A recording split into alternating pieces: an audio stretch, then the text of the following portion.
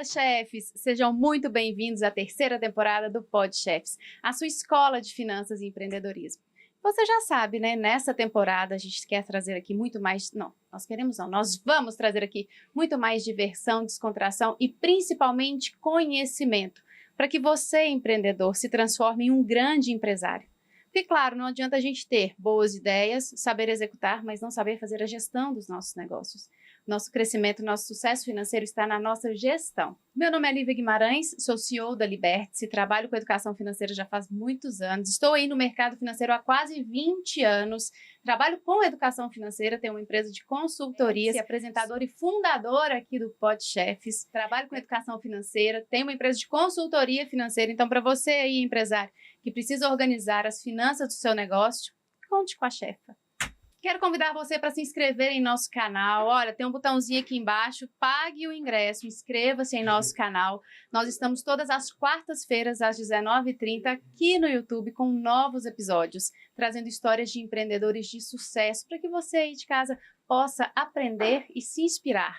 Estamos também na TVI, todas as terças-feiras, às 19h30, com reprise dos nossos episódios. Se você não conseguir assistir nesse dia, já sabe, pode voltar no YouTube que nós temos mais de 40 episódios disponíveis para você. Quero agradecer os nossos apoiadores, Douglas Batista, que faz meu cabelo, minha beleza, minha maquiagem, me deixa sempre poderosa para vir aqui conversar com você.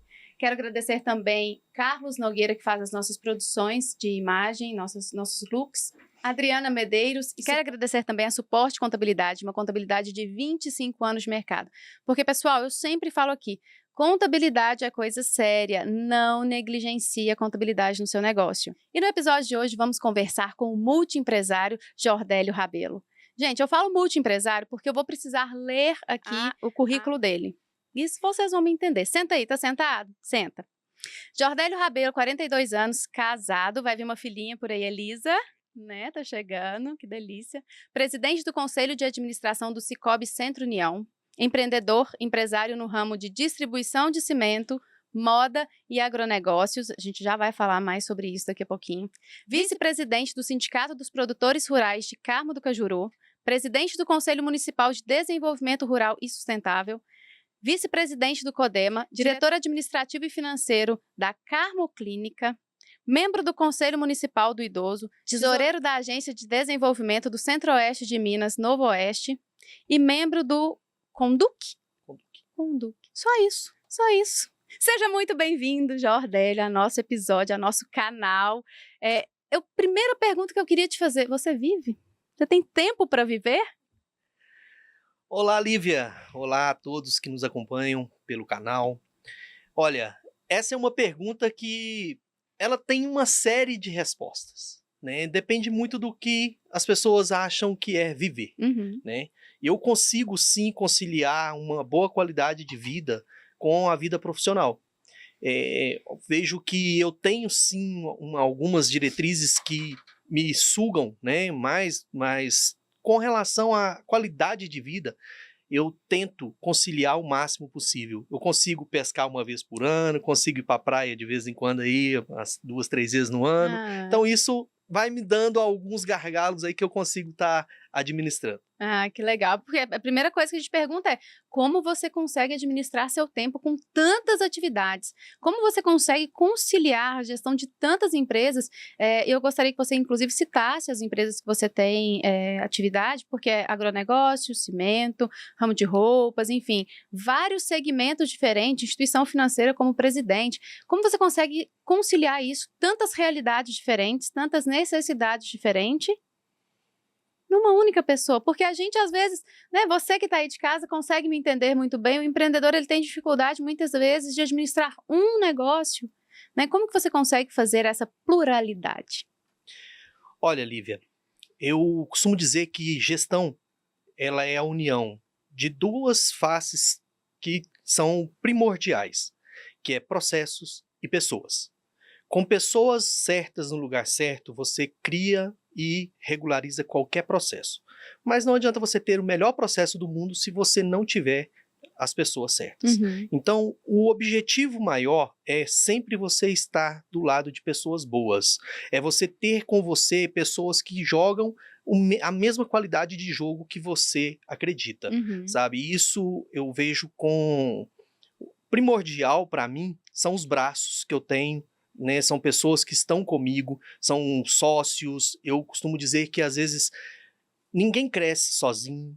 É preciso saber dividir para poder somar, Isso mesmo. sabe? Então isso me dá uma facilidade de ter, né, essa diretriz no meu segmento.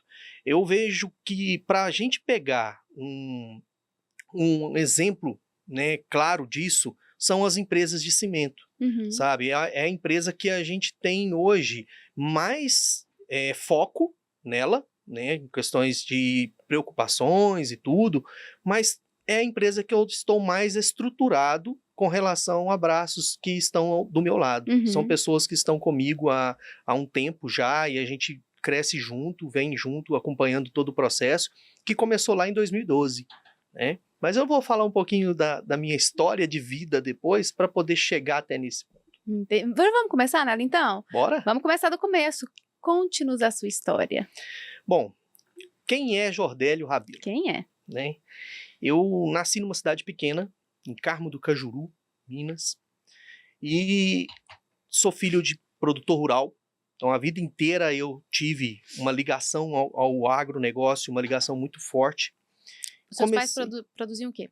Leite, era produção familiar, né? Meu pai até hoje é falecido, mas meu pai foi homenageado pela Itambé, sem aqui fazer merchan, né? Ah, não, mas aqui é para isso também. Na festa de 60 anos da Itambé, ele foi homenageado por fidelidade à Itambé. Ele forneceu 56 anos. Então, dos 60 anos naquela época que a Itambé tinha, meu pai tinha 56 anos de fornecimento de leite para a Itambé. Olha que legal. Então, é uma pessoa que sempre me ensinou muito no que é ter persistência no ramo, né? Então isso ele me passou a vida inteira, assim como para os meus irmãos. Sou de uma família de 9 irmãos, hoje 8 vivos, né? E uma na memória. E minha mãe passa também por uma fase mais difícil na vida agora, que é estar acamada e tudo. Mas nós temos aí um berço lá atrás que nos ajudou muito, tanto eu quanto a minha família toda. E aos 12 anos eu comecei a trabalhar num supermercado. Eu deixei minha família, né, na roça e fui para trabalhar nesse supermercado que ficava ao lado da minha casa. Trabalhei durante 2 anos lá. Sou muito grato à escola que eu tive ali, porque ali eu aprendi a lidar com o público, a lidar com pessoas, a ser, né, um pouco comercial. Depois disso eu fui trabalhar numa empresa de móveis, uma grande empresa de móveis, uma das maiores de Minas, se não do Brasil, e não sei se eu posso citar o nome aqui. Pode, se você se sentir confortável, à vontade. Sim, aqui nós estamos para falar de negócios e para, né, levar prosperidade e divulgar mesmo. Sim, porque é a Líder Interiores. Trabalhei durante muitos anos, quase 15 anos na Líder. Nesse episódio de 15 anos lá, de 2002 a 2006, eu fui para São Paulo. E ali eu tive um ganho muito grande, que foi entender um pouco mais do mundo. Eu, com 20 anos de idade, eu vou para São Paulo para encarar uma selva de pedras que eu não tinha nenhum conhecimento. O menino que saiu da roça, né, com 12 anos, com 20 vai para São Paulo sozinho para enfrentar as dificuldades de uma cidade grande. E lá eu comecei a minha trajetória profissional um pouco mais assertiva. Porque até então eu era um funcionário da produção, trabalhava na produção da fábrica.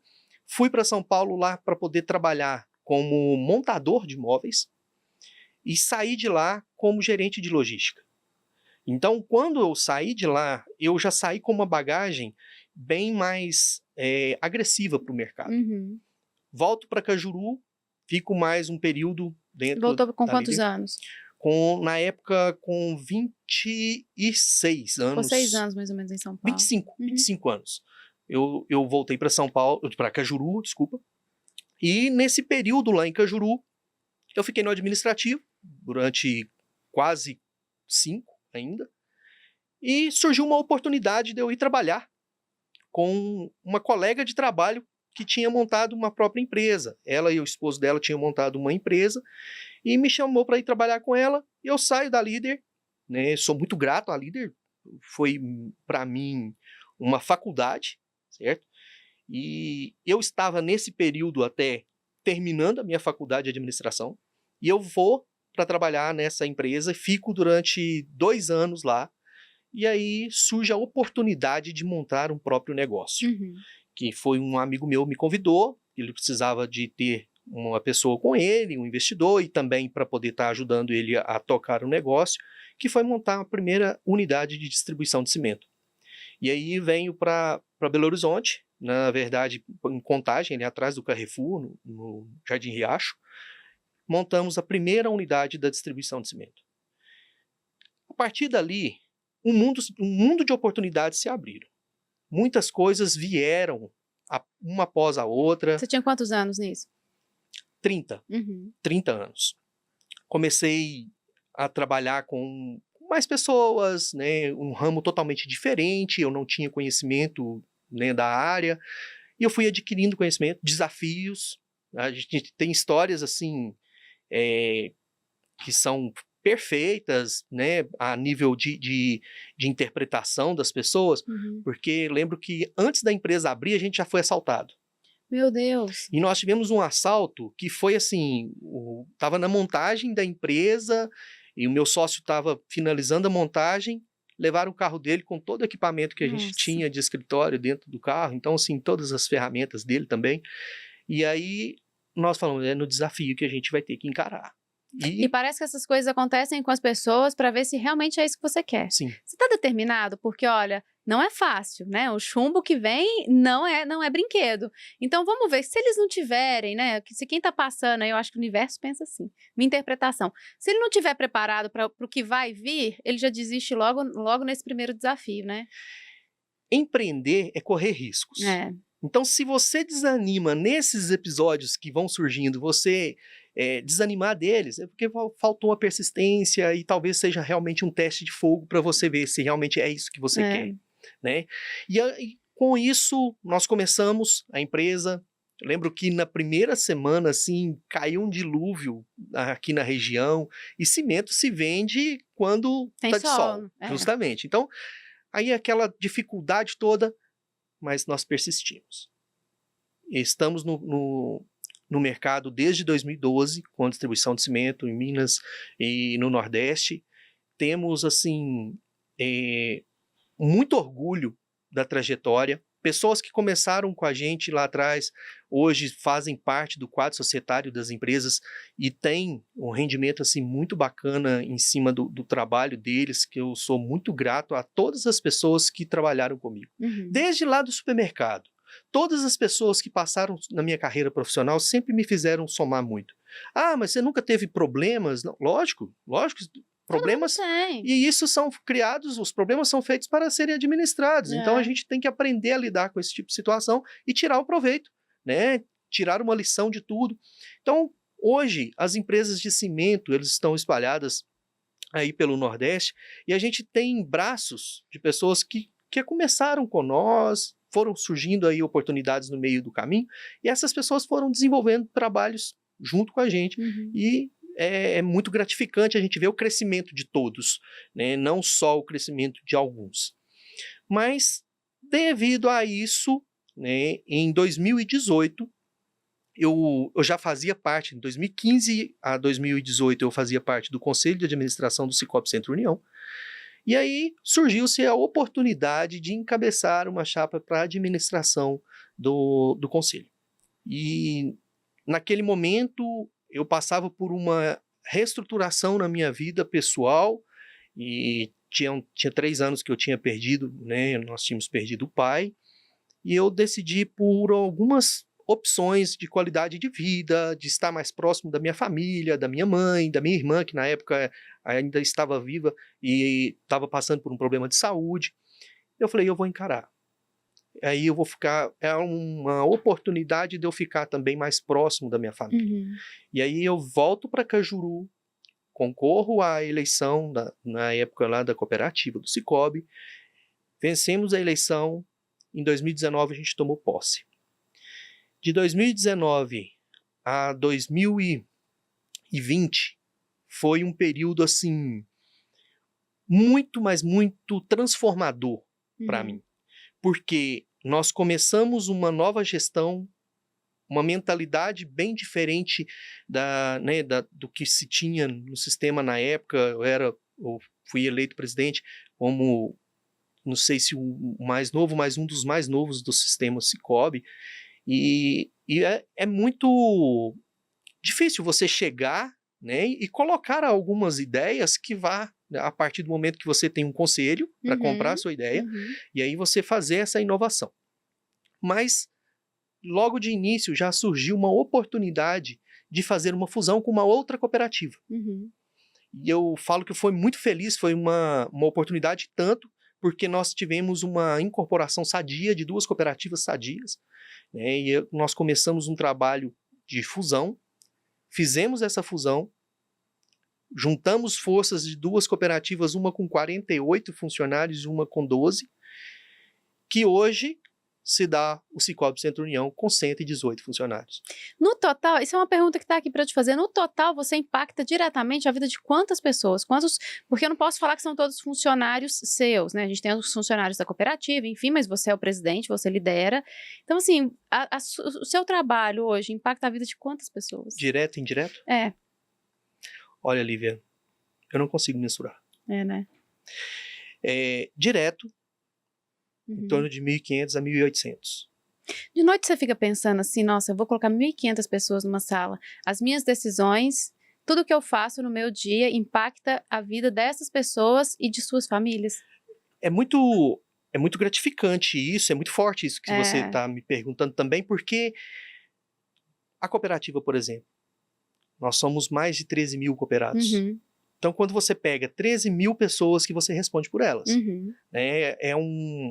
é uma responsabilidade muito grande.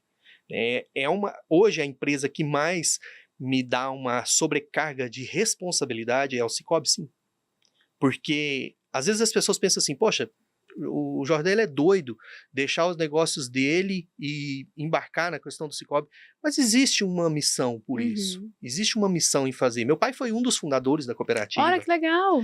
Então, eu lembro muito bem que quando meu pai chegou em casa e falou da fundação da cooperativa, ele falou, olha, eu entrei num negócio hoje que se der certo, vai ser muito bom, mas se der errado, nós estamos tudo ferrado. Porque na época ele colocou todos os bens, que não eram muitos, mas todos os bens dele em garantia, para poder estar dando esse suporte para a cooperativa, né? E eu falo que os fundadores, se eles tivessem noção da grandiosidade do negócio, talvez eles não teriam apostado ali daquela forma como eles apostaram. Mas só vou abrir um parênteses, pessoal, para ser empreendedor, precisa de uma coisa que chama coragem. Nós impactamos a vida de muitas pessoas. São os empreendedores que levam a transformação e a prosperidade para todo mundo, não só para a nossa região, mas para todo mundo. São pessoas com coragem de colocar, olha, igual o Jordelli falou, colocar seu próprio patrimônio como garantia de algo em benefício comum, não é em benefício só dele, é em benefício mútuo de todas aquelas pessoas que estão participando e muito mais. Porque quantas pessoas fundaram a cooperativa? Geralmente eram 30, né? Eu acho, na época, 20 e poucas. Foram 24 pessoas. 24 pessoas fundaram a cooperativa que hoje impactam a vida de 13 mil associados. 13 mil eu posso te falar que 13 mil cooperados é o que nós temos hoje. Mas ela impacta uma sociedade inteira, né? Inteira. É verdade. Tem localizações onde a gente está que a gente é a única instituição financeira. Então, nós temos uma responsabilidade muito grande com isso. Então, quando você me pergunta assim, quantas pessoas você impacta, eu não consigo mensurar, sabe? Até mesmo porque nas empresas onde estão ligados os empregos diretos, nós temos muitos empregos indiretos, que são transporte, caminhoneiros, que estão espalhados pelo país inteiro. Então, eu costumo pegar algumas coisas assim para mensurar a responsabilidade nossa. Ela tem sempre que estar ligado a um objetivo, certo? Então, quando a gente tem essa carga de responsabilidade, a gente começa a pensar, a se posicionar, e é muito bacana a gente vê o desenvolvimento das empresas, o desenvolvimento das pessoas e a gratidão. É, né? As pessoas te perguntam se você faz tudo isso por dinheiro? Sim, sim.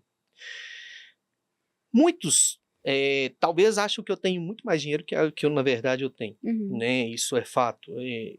Existe um ditado, né, que eu queria ser bonito igual minha mãe acha que eu sou e rico igual meus amigos acham que eu sou. Mas no fundo, o dinheiro tem que ser consequência. O dinheiro ele não pode estar linkado ao primeiro objetivo de nada nessa vida. Quando a gente começa um negócio, se você colocar o dinheiro acima de tudo, você pode atropelar processos, você pode aí criar vícios que você não vá depois comungar com eles mesmo. Então, é preciso você ter um objetivo realmente de onde você quer chegar. E aí você coloca e deixa que o dinheiro seja consequência daquilo. Um exemplo, o agronegócio, hoje eu estou no agronegócio para subsidiar ações sociais. Então toda a renda da fazenda, ela é para subsídio de saúde, de investimentos que eu faço para a comunidade. Olha, que legal. Por quê? Eu não sou digno de falar que isso me pertence. A gente só administra as coisas de Deus enquanto Deus permitir. Então, se Deus está te dando uma carga maior, você com certeza é digno de fazer essa carga gerar frutos. E eu precisava sempre, as pessoas vamos atrás do Jordélio para pedir isso, para pedir aquilo e tal. Então, desde o início eu já sabia que isso iria acontecer. A partir do momento que eu começasse a desenvolver projetos, ia criar essa necessidade. E não se constrói um paraíso social em cima de uma ruína financeira. De uma ruína econômica. Então, quando você vai para a economia e começa a gerar a receita para subsidiar esses projetos, você começa a trabalhar com mais leveza, certo? Então, hoje, toda a renda da fazenda ela é convertida para isso, para poder estar ajudando pessoas, para poder estar motivando, porque tem muitas vezes que você não está... Você tem que estabelecer, né, uma linha onde você quer direcionar. Mas, por exemplo, o entretenimento. A partir do momento que você incentiva um artista que tem um dom e você trabalha para que esse artista realmente consiga se deslanchar na carreira dele, quantos empregos ele gera? Né? A gente pega um grande evento, um show no Mineirão. Quantas latas que um show do Mineirão enche nas famílias que ali estão trabalhando? Então é preciso a gente entender um pouco além das montanhas, né? J Quest, além do horizonte. Por quê? Porque realmente você tem que ter uma visão ampla das coisas, a visão macro. Então eu vejo que quando a gente coloca o dinheiro em segundo plano, ele vem mais fácil. Se você coloca, o dinheiro é algo que se você corre muito atrás dele, ele corre de você. Então, se você coloca ele em segundo plano, ele nunca te falta. Meu pai falou, a gente fez uma gravação com ele no final do ano, um Rios, normal, ele contando assim, um pouquinho da história dele. E ele falou uma coisa que eu não esqueci, assim, e várias pessoas comentaram essa frase comigo, que é, eu nunca corri atrás de dinheiro, eu sempre tratei muito bem as pessoas. As pessoas são o objetivo de qualquer negócio. Eu sempre fiz tudo pelas pessoas. Afinal de contas, as pessoas que carregam o dinheiro.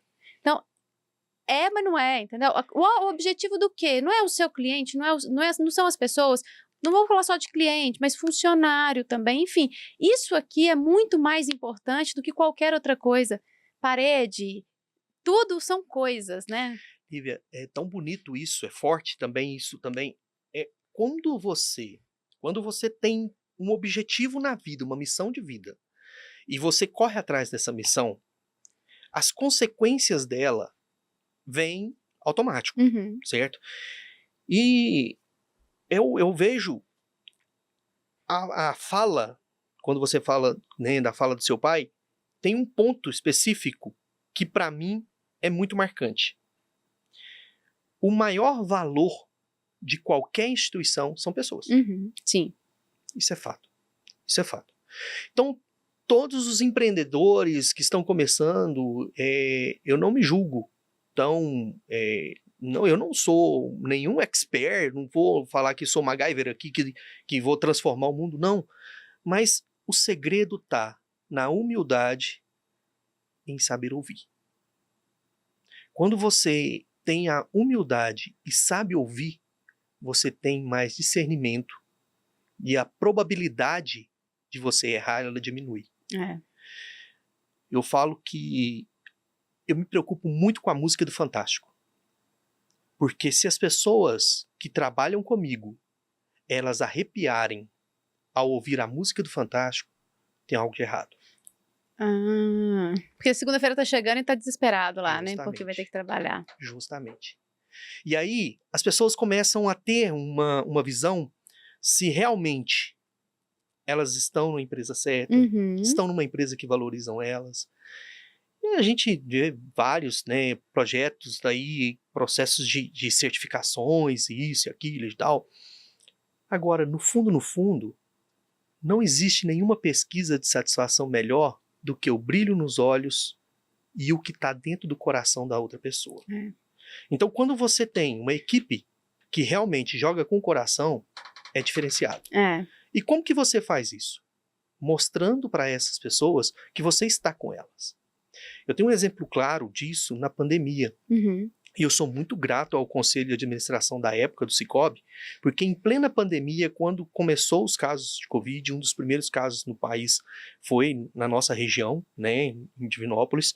E aí, quando eu fui estudar para ver o que eu teria que fazer, o que eu iria enfrentar, porque não existia um manual. Então, o que eu falei? Eu tenho que estudar alguma coisa. E aí eu fui olhar o que estava acontecendo no cenário econômico da Itália na época. E assim, só se falava cortar custo, cortar custo, cortar custos. Porque não existia uma percepção se aquilo duraria 1 mês, 2 meses, 1 ano. Então, a primeira opção de todos os economistas era diminuir custos. E aí nós tínhamos 2 opções. Né? Quando você trabalha com prestação de serviço, você tem 2 opções. Ou você diminui sua equipe, né? Ou você diminui seus gastos. Eu chamei o conselho de administração e falei, olha, nós não podemos demitir ninguém. Se a gente demitir alguém agora, nós vamos correr o risco dessas pessoas não conseguirem se recolocar no mercado. E como que essas pessoas vão ficar? Você tem família. Nós, aqui do conselho, nós temos hoje outras coisas que nos subsidiam. Nós temos condições de diminuir no que a gente ganha. E aí nós reduzimos no nosso conselho em 40% que legal. Dos nossos honorários e não demitimos nenhuma pessoa por causa da pandemia. Olha só. Nós passamos um período de mais turbulência, que foi os 3 primeiros meses ali. Depois, as coisas foram se acalmando. E a gente foi... Que inclusive ficou bom para o mercado financeiro nessa época. Justamente, foi uma oportunidade depois. Né? Toda oportunidade, ela vem sempre linkada a uma crise, a alguma coisa. Ela vem maquiada ali, né? Isso, justamente. E aí, a oportunidade veio e tal, e nós conseguimos, né, dar a volta por cima. Mas nesse meio tempo, as pessoas, os próprios funcionários que estavam na época, eles começaram a sentir que ali tinham pessoas que estavam preocupados com eles, sabe? E nós começamos a fazer coisas que vieram a comungar com isso. E sempre nos preocupando com a saúde mental dos funcionários. E o RH sempre muito focado na felicidade. E com isso nós fomos desenvolvendo projetos. E fomos colocando coisas, aperfeiçoando, né, ações dentro da empresa para poder estar sempre direcionando. Então, o último ano agora, nós lançamos uma PLR lá e assim, os funcionários estão super motivados, porque hoje nós temos condições do funcionário ter, durante o exercício, um pagamento de 14º, 15º e 16º salário. Gente, que legal! E tivemos, sim, conquistas dentro da cooperativa disso. Então a turma está feliz. Muito, muito. E aí, quando a gente pega o resultado, porque não é simplesmente você ir lá e subsidiar aquilo ali com uma receita para poder, né, fazer isso somente para o funcionário. E eu preciso olhar o lado do cooperado também. E aí a gente pega o resultado de 2022, para 2023, nós tivemos um crescimento de quase 80% Nossa, mãe. em um ano. Há uma pegada aí, um feeling que realmente deu start. Porque a partir do momento que você provoca o crescimento, você chega para a equipe e fala, olha, se vocês fizerem isso, vocês garantem um 14º. Se vocês fizerem isso, 15º. Se fizerem isso, 16º. Todo mundo ganha. Deixa eu só abrir um parênteses rapidinho. Viu que o Jordélio falou que eles tiveram um aumento de 80% no resultado? É esse ponto, Jordélio, que eu trabalho muito aqui no canal e nas consultorias também.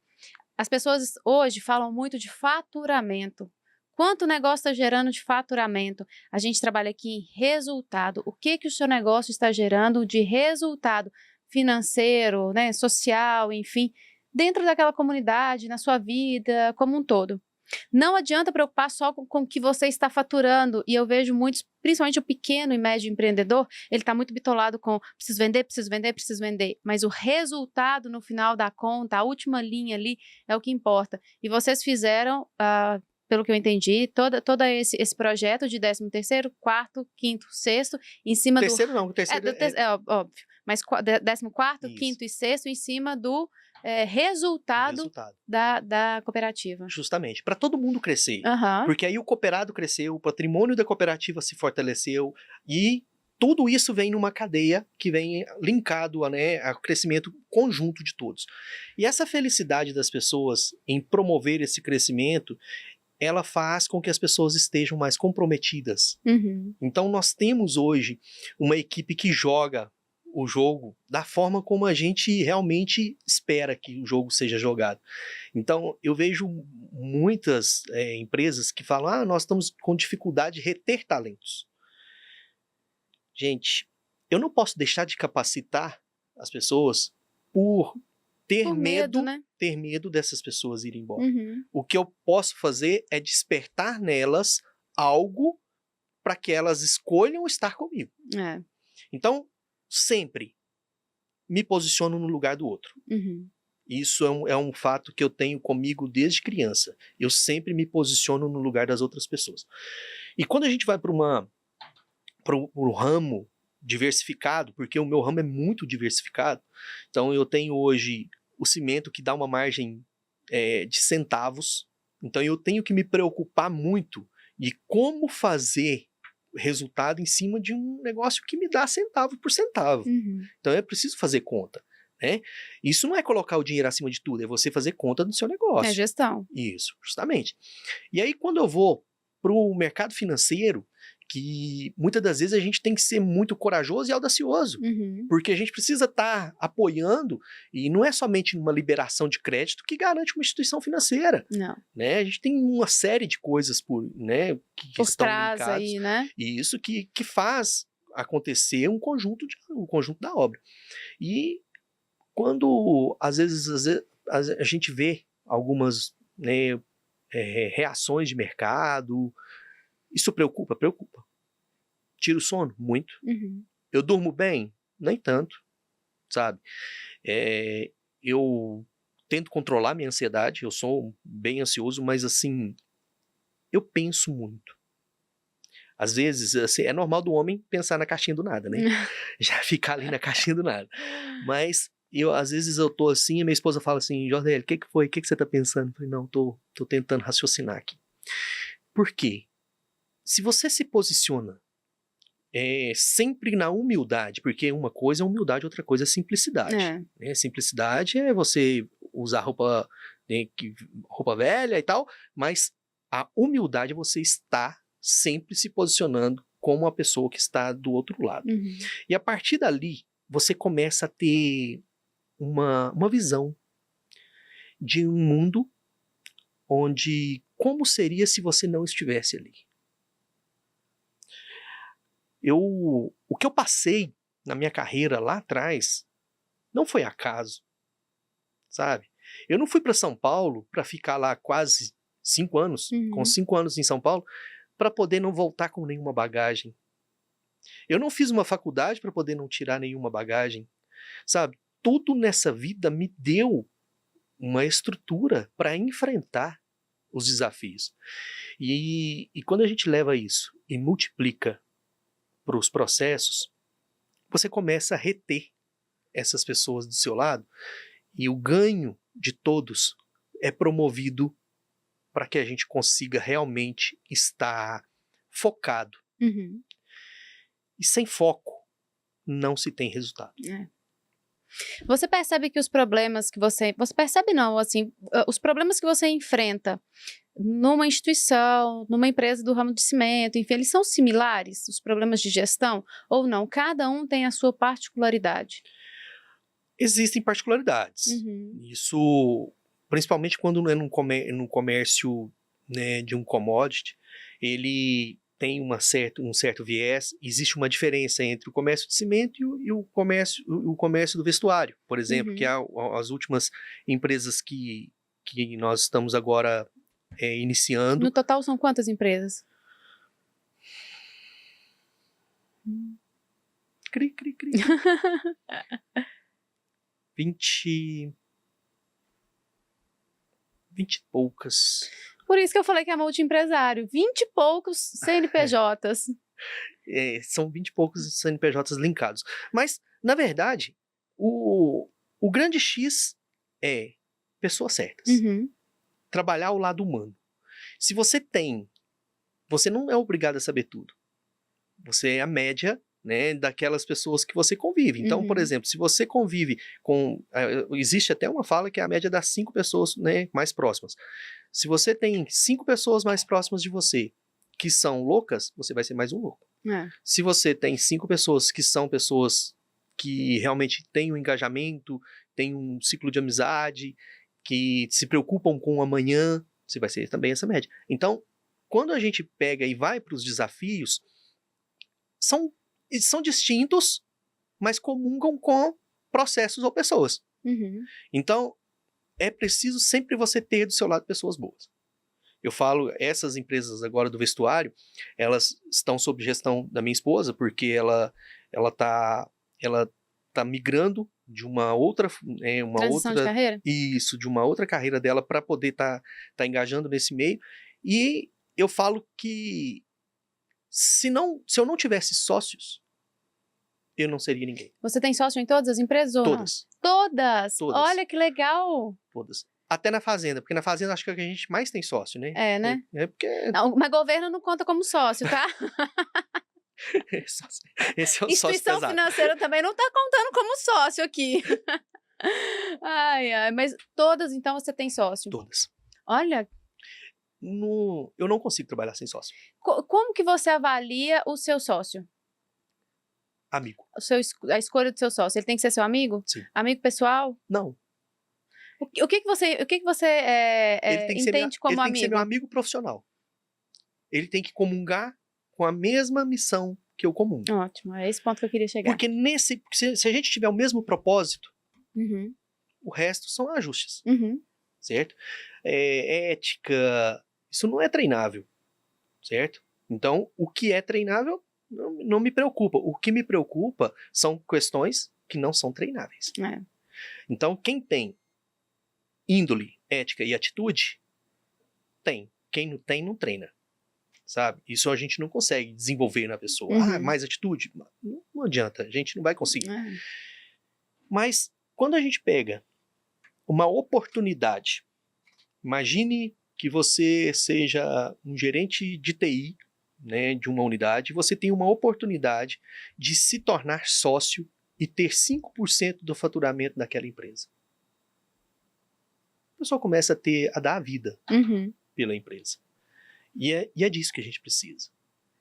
E o crescimento dele é o meu orgulho.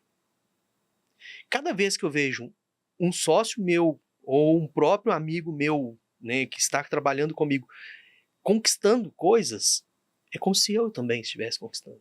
Porque no fundo, se ele está conquistando, eu também Você também tá, Todos ganham. Então, o objetivo maior tem que ser o propósito e a missão. Se nós temos o mesmo propósito, a mesma missão, você é meu amigo. E como que você avalia o ramo de atividade para que você faça esses investimentos? Para você escolher em cada um dessas empresas? Existem algumas ferramentas hoje que nos ajudam muito, né? A gente pega lá Eu falo que na época que nós começamos, a gente enfrentou um desafio maior, porque a gente não tinha um avanço tecnológico que a gente tem hoje, né? Eu não estou falando de a longo prazo, 12 anos, mas em 12 anos, a evolução foi muito grande. Uhum. Você acompanhar uma empresa à distância naquela época era praticamente impossível. Hoje você acompanha em tempo real e você consegue ver os números, você consegue acompanhar todas as ações, como se você estivesse lá dentro. Uhum. Né? Então, quando a gente vai para analisar, para fazer o investimento, primeira coisa, viabilidade. Se é viável aquele negócio ou não. Porque o empreendedor, muitas das vezes, ele é taxado como louco. Né? Isso realmente é um perfil da pessoa mais agressiva, mais espontânea, de mais desenvoltura para poder arriscar. Mas, no fundo, ele tem uma visão além. Ele está enxergando alguma coisa que ninguém está vendo, né? Isso, justamente. Então, assim, eu falo que para se empreender, tem que ter coragem e analisar a viabilidade. E não ser tão apaixonado também com a ideia, né, Jordélio? Porque tem gente que é só apaixonado pela ideia e não abre, não quer ver a razão, vê só a emoção. O barco tá afundando, mas ele sonha porque ele tá remando. E aí, o que acontece? Quando a gente pega isso e vai analisar a viabilidade, existem diferenças. Por exemplo, o cimento. Hoje, cada região existe um percentual, mas nível Brasil, a média de consumo de cimento é de 0,5, 0,48 sacos de cimento por habitante. Então, por exemplo, apareceu uma oportunidade de montar uma distribuidora numa cidade de 300 mil moradores, habitantes, na verdade. Quando você pega isso e vai para o mercado, você primeiro analisa quantos concorrentes você vai ter. Qual a força e expressão de marca desses produtos? O preço que você vai praticar, ele é competitivo? Você tem atrativo para poder modificar isso? Você vai conseguir, porque eu não vou conseguir dominar 100% do mercado. Sim. O mercado é reativo. Né? Quando você entra, ele tem uma reação. E aí você pega, estuda e vê o percentual de fatia que você pretende. Vai subsidiar o seu negócio? Não, beleza. Se eu conseguir X% do percentual de share de mercado aqui, eu consigo estar subsidiando o meu negócio e eu consigo fazer com que o meu negócio tenha um retorno. A partir dali, é passo a passo. Né? Mas se você analisou e viu que a viabilidade era de alto risco, tome cuidado. Tome cuidado porque o dinheiro não aceita desafio. Uma das primeiras coisas que os empreendedores pecam é quando eles começam a realizar sonhos pessoais com realização de caixa da empresa. Empresa rica, sócio pobre. Sócio pobre. Não, mas Jordélio, você está sendo hipócrita de falar isso e andar num carro XYZ. E aí, o que acontece? É uma questão de segurança. Uma coisa é uma questão de segurança. Outra coisa é você ter o foco naquilo ali e não estar preparado para subsidiar aquilo ali. E outra coisa, né, Jordélio? Você tem inúmeras frentes de negócio aí. Né? Você não está tirando de um resultado daqui, de um dinheiro que precisava ser investido e tudo, para manter sua vida pessoal. O grande problema que tem é que as pessoas, quando começam, você está na estrada há muitos anos, principalmente no início da jornada aí do empreendedor, ele começa a ver dinheiro em caixa, começa a achar que nossa, está dando muito certo, estou ficando rico, e eu sei que ele vai mudando esse padrão de vida, não é de uma hora para outra, é aos poucos. Ele começa num mês com alguma coisinha melhor, ele compra as coisas melhor para dentro de casa, enfim. Aí no outro mês ele pensa, acho que eu vou trocar esse carro. Aí depois os filhos que estudavam em escola pública agora já começam a estudar em escola particular. Mas um plano de saúde é importante, né? Vamos colocar um plano de saúde. Mas eu tenho que fazer tal coisa para os meus pais, agora o negócio está fluindo muito dinheiro, eu vou ajudar meus pais com alguma coisa, enfim. Quando chega no final de um período curto, 1 ano, agindo dessa forma, ou pouco menos, o caldo entorna, né? Primeiro, você não deve verticalizar. Os investimentos nunca devem ser verticalizados. Por quê? Quando você faz um alto investimento em um ramo e você não tem a diversificação, você assume um alto risco também de realmente estar absorvendo uma crise 100%. Então, eu sempre procuro diversificar alguns investimentos, empreendedorismo, em outras áreas que sempre vão ter um viés. Então eu estou na área de saúde, eu estou no agronegócio, eu estou na construção civil, eu estou sempre buscando algo diferente. O que para dar o equilíbrio, né? Um que tá bom, o outro tá melhor, um tá Justamente. ruim, o outro tá melhor e assim por diante, Justamente. E aí eu pego um exemplo lá da roça. Meu pai tirava leite, mas ele criava o bezerro, e ele engordava um porco, e ele criava o frango. Uhum. Então, ali a produção familiar ali, ela era equilibrada. Se ele pegasse tudo e focasse só na produção do leite, por exemplo, às vezes em algum momento ele iria passar uma dificuldade. Se ele focasse só no frango, talvez ele também teria. Uhum. Então, quando diversificava, eu via esse equilíbrio acontecer. Até porque o mercado financeiro ele é cíclico, né? O negócio tem época que tá muito boa, depois ele cai um pouquinho, e enfim, ele vai tendo essas oscilações, né? Justamente.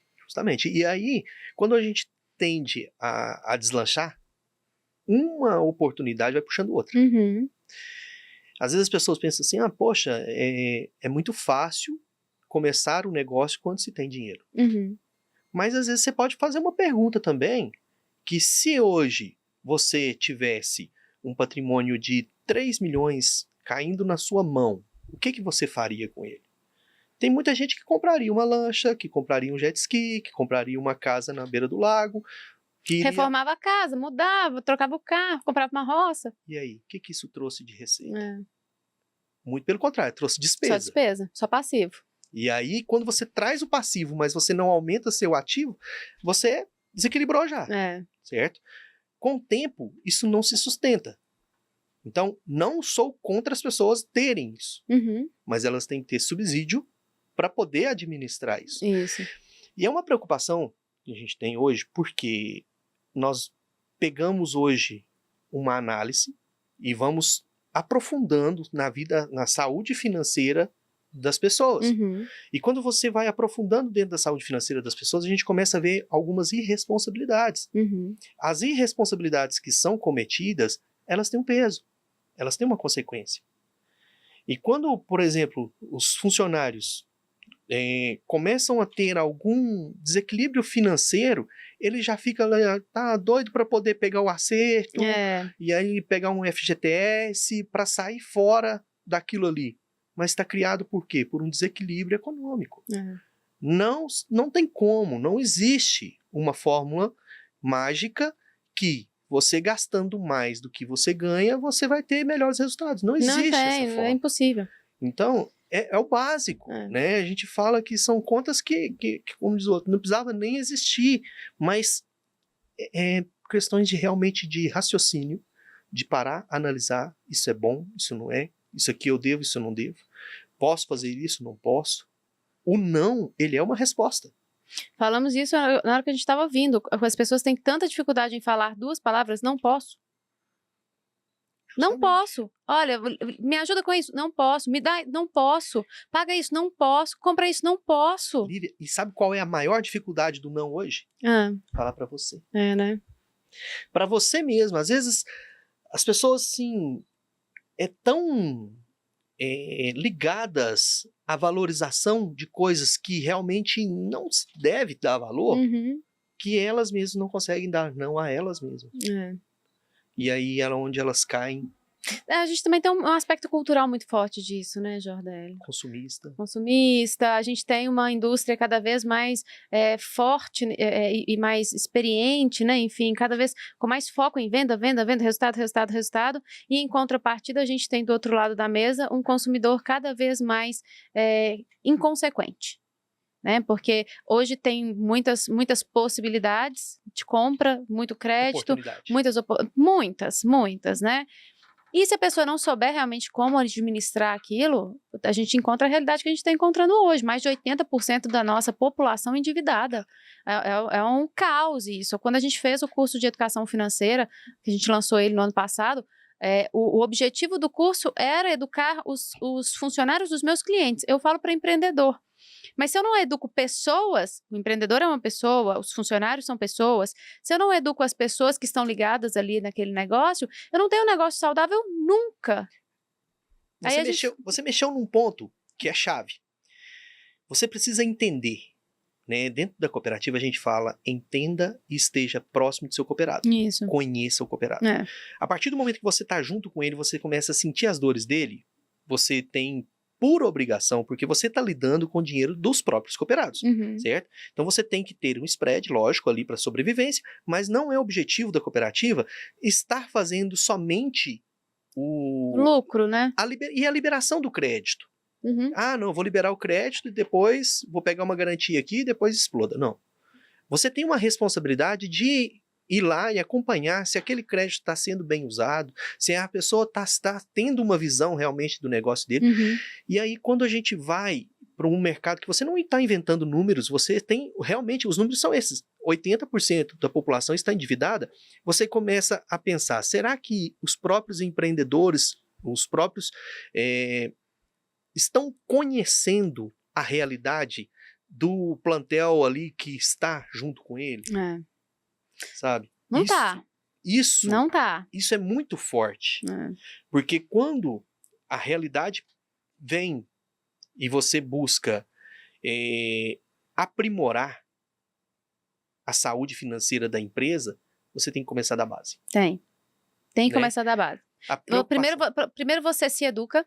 Isso. Você nas suas escolhas, com a sua vida, tá? Você é empreendedor. Se eduque, você com as escolhas aí dentro da sua casa. Por isso, na consultoria, eu sempre trago a família para junto. Vem marido, vem mulher, vem filhos, quando eles já são adultos, para entender, olha, primeiro a gente precisa modificar esse padrão de consumo aqui dentro de casa, para que isso reflita na empresa e para que aí sim você consiga ter resultados. Não adianta nada eu tratar números. O número, eu falo muito isso, o número, ele é uma consequência. Se eu não trato a causa, eu posso ficar na empresa 10 anos. Ela nunca vai resolver o problema dela financeiro. Isso. A causa tem que ser educada ali, ó, onde é o campo das escolhas. E lembra de eu falar que o maior dom do empreendedor é saber ouvir? Uhum. Porque muitos não querem sabem. ouvir a verdade. Não, mas isso sempre tem um mais i, mais i. E aí é onde ele é pego pelo pé. Né? Às vezes as pessoas... Existem empresas que o controle deles é tão falho que eles não controlam, né, a vida financeira ainda mais do próprio funcionário.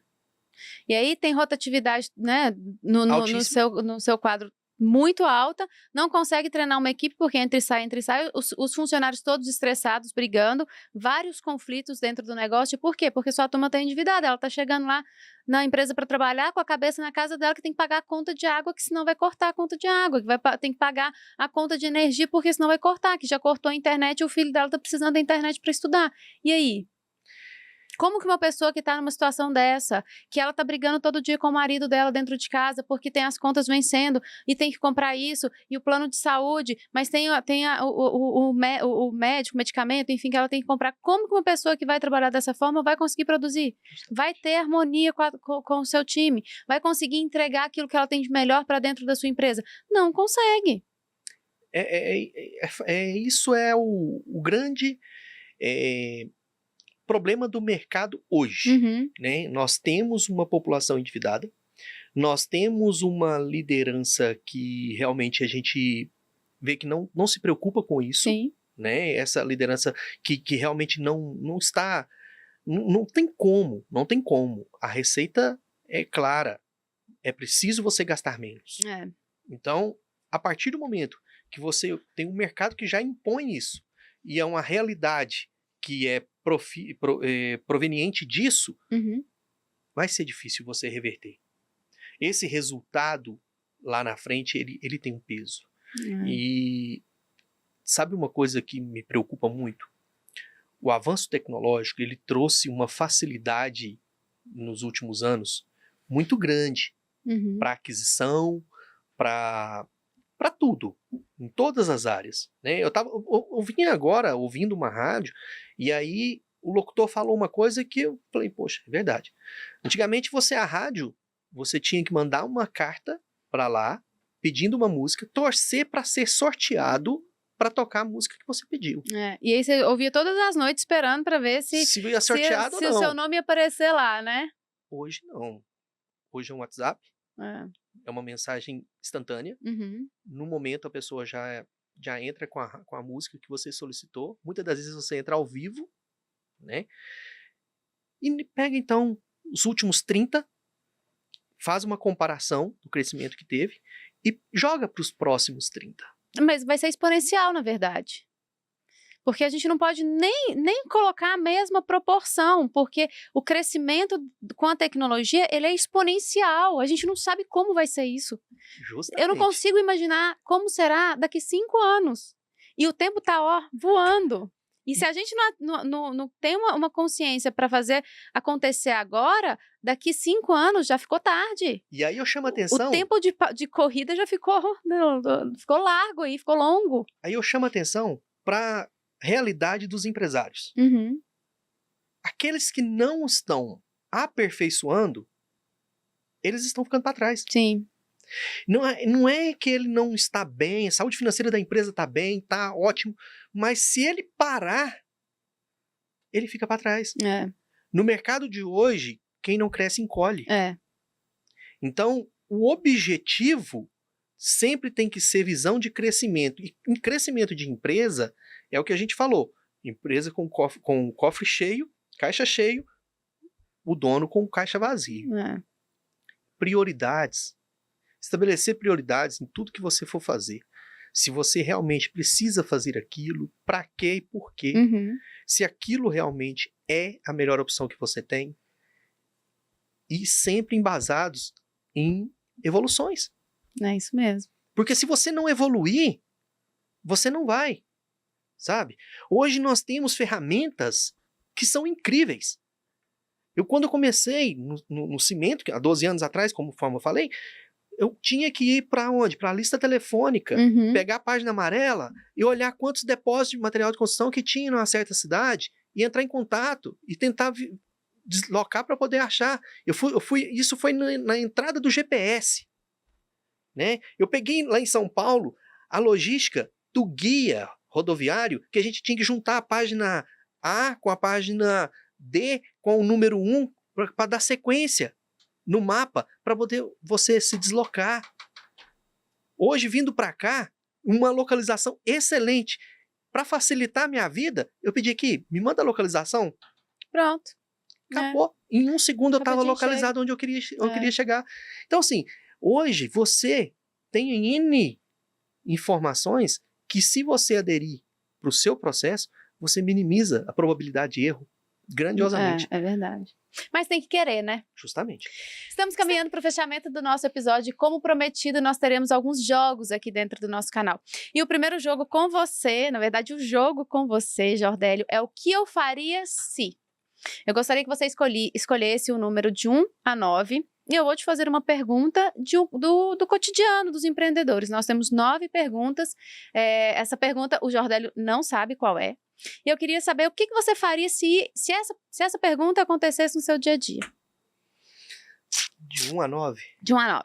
Então vai no 7. 7. O que você faria se descobrisse que um dos seus produtos está sendo falsificado e vendido no mercado negro?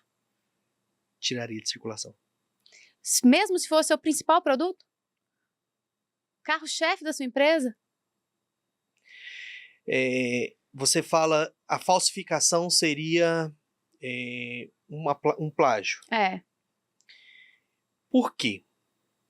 Eu preciso ter um diferencial. Uhum. Se conseguiram falsificar o meu produto e vender ele no mercado, ele falso, eu não vou ter competitividade para competir com ele. Então eu iria inovar, buscar outra solução, mas eu tiraria aquele produto do mercado. Olha, nossa, nunca imaginei. Se você quer acabar com o jogo, você fura a bola. É. Sabe?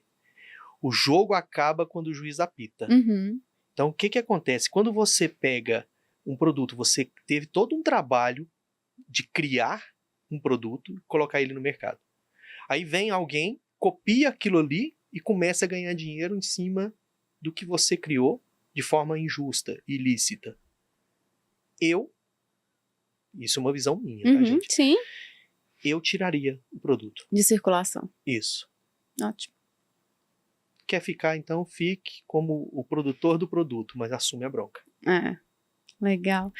E qual mensagem você quer deixar aqui para os nossos telespectadores, os nossos ouvintes? Primeiro, te agradecer, né, por essa entrega, te agradecer por ter aceito o nosso convite nessa nova temporada, nesse novo formato, em nova casa. Estamos em nova casa, que está incrível. Acompanhe nas nossas redes sociais, liviaguimarães.finanças e podchefs_.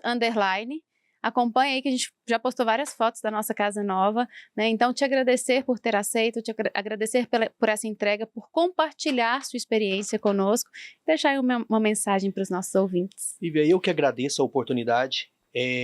Realmente, assim, vocês estão de parabéns pela estrutura, tá? Sensacional, incrível o que vocês estão promovendo aqui. Isso é fantástico. E que o sucesso vem com a persistência.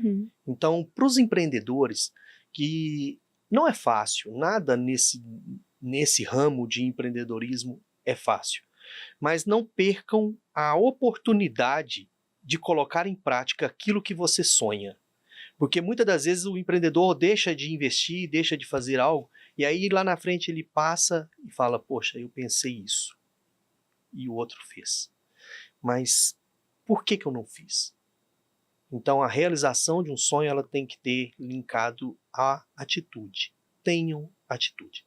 Essa qualquer coisa que eu falasse aqui agora, eu seria, talvez, hipócrita de falar que se você não tiver atitude, você continua empreendendo.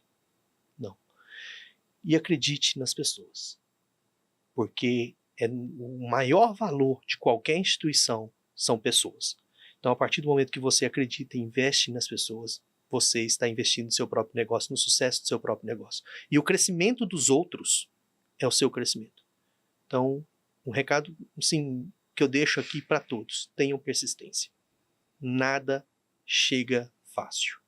Né? Tem uma fala de um apresentador aí, que eu não posso citar o nome, porque senão, né, eu posso ser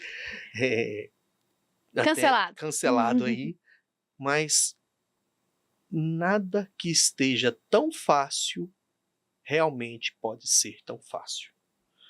Às vezes as pessoas acham que os caminhos mais fáceis são os caminhos mais prósperos. Eu vou por aqui porque esse aqui é mais fácil. Não. Vai pelo mais justo, pelo mais humano. Esse é o caminho mais fácil.